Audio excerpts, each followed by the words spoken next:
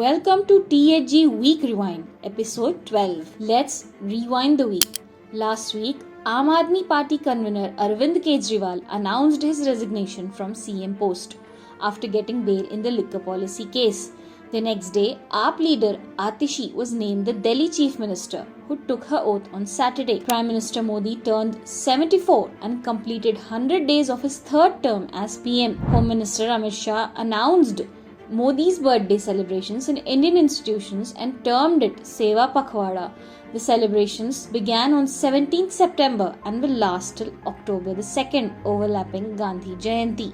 Last week, the Union Cabinet approved the One Nation, One Election report by a high-level panel led by former President Ram Nath Kovind. It aims to conduct Lok Sabha and State Assembly elections in the same year. The BJP argues it will reduce costs and streamline the process, while the opposition with 15 parties led by the Congress argue it undermines democracy and Indian federalism.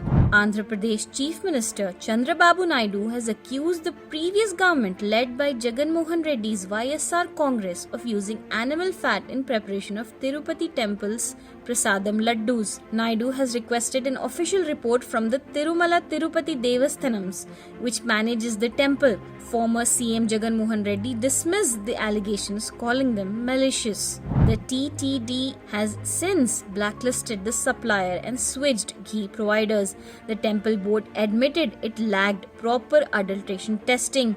This has caused huge uproar among people and from politicians alike. In Kolkata, Sandeep Ghosh, former principal of Ajika Medical College, had his medical registration cancelled following public outrage over the rape and murder of the Kolkata doctor.